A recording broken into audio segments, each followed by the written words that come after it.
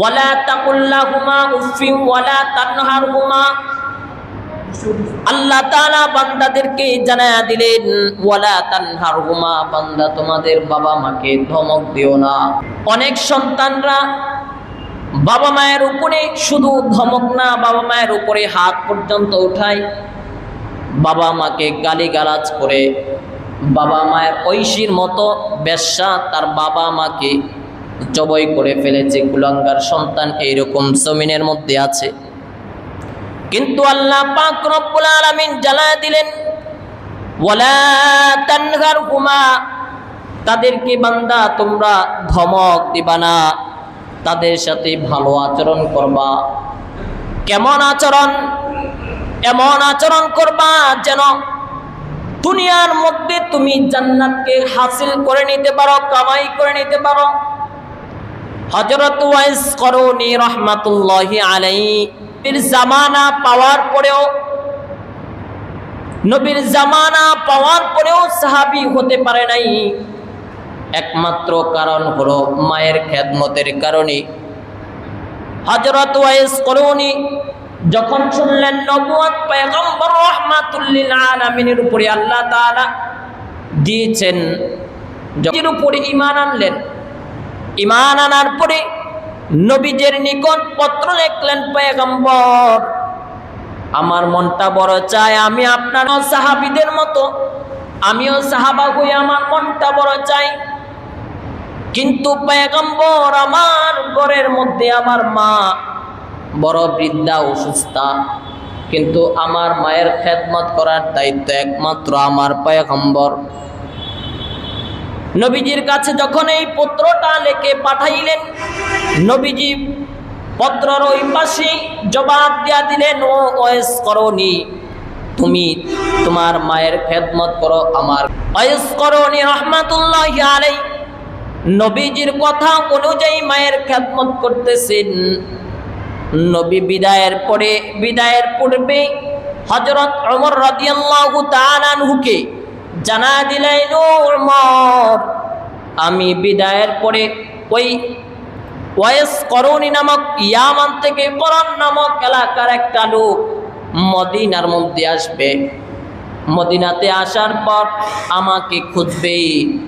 যখন সে আমাকে পাবে না, পাগল পারা হয়ে যাবে। তখন ওই ওয়াইস করুনীকে খুঁজে তুমি বের করবা, বের করে ওই ওয়াইস করুনীর নিকট তুমি দোয়া নিবা।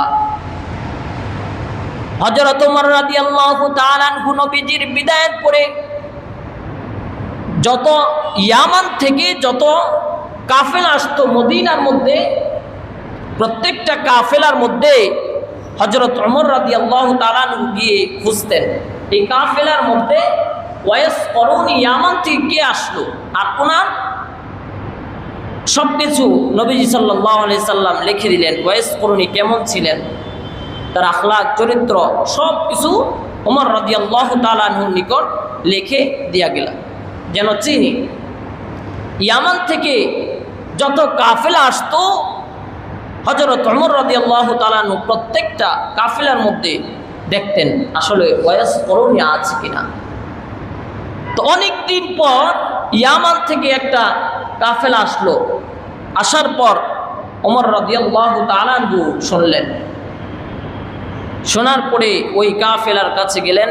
যাওয়ার পরে ওয়াইস করুনী রাহমাতুল্লাহি আলাইহির নিকট ওমর রাদিয়াল্লাহু তাআলা আনহু দোয়া চাচ্ছে, হে ওয়াইস করুনী, আমাকে একটু দোয়া করে দাও।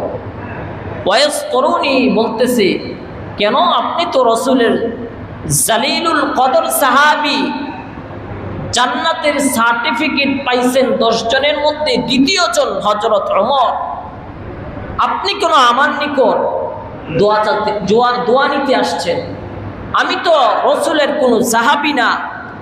তবে রাসূল আমাকে বলেছেন, আমি পত্র লিখে নবীজির কাছে পাঠাইলাম। নবীজি আমাকে বলছেন আমি মায়ের খেদমত করতে, এই কারণে আমি সাহাবা হতে পারি নাই। কিন্তু আপনি আমার কাছে কেন দোয়া নিতে আসলেন? তখন হযরত ওমর রাদিয়াল্লাহু তাআলা আনহু ওয়াইস করুনীকে বললেন, নবীজি বলেছে দোয়া নেওয়ার জন্য। তখন ওয়াইস করণী চোখের পানি ফেলে দিয়ে কান্না করতেছে আর বলতেছে, ভালোবাসা আমার জন্য ওয়াইস করণীর জন্য অনেক বেশি সাহাবী হওয়ার থেকেও। কারণ নবীজির কথা শুনেছে আর মায়ের খেদমত করেছে। আল্লাহর হকের পরে হলো বাবা মায়ের হকের কথা। আল্লাহ তাআলা বলেছেন, ওয়াকাদা রাব্বুকা আল্লা তা'বুদু ইল্লা ইয়্যা, ও বান্দা তোমরা আমার ইবাদত করো, ওয়াবিল ওয়ালিদাইনি ইহসানা। এরপরে বাবা মায়ের খেদমত মানে আল্লাহর হকের পরে বাবা মায়ের হকের কথা বলেছে। এই জন্য এই ঘটনা থেকে আমাদের হাতে আসবে তাদের কিছু করণীয় আছে। যখন সন্তান দুনিয়ার মধ্যে আসবে, করণীয় হলো তার ডান কানের মধ্যে আজান পৌঁছায়া দেওয়া, আল্লাহু আকবার আল্লাহু আকবার, এই শব্দগুলো পৌঁছায়া দেওয়া। মানে এখানে আল্লাহর পরিচয় দেওয়া, আল্লাহ সবচাইতে বড়, আল্লাহ সবচাইতে বড়। আশহাদু আল্লা ইলাহা ইল্লাল্লাহ, মানে আল্লাহ, আশহাদু আল্লা ইলাহা ইল্লাল্লাহ, তিনি ছাড়া আর কোনো মাবুদ নাই।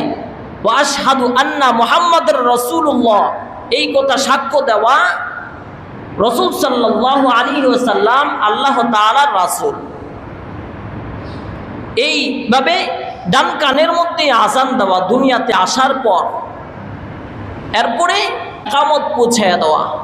আজানটা একটু 7 দিনের দিনে বাবুর নাম রাখা, আকিকা করা।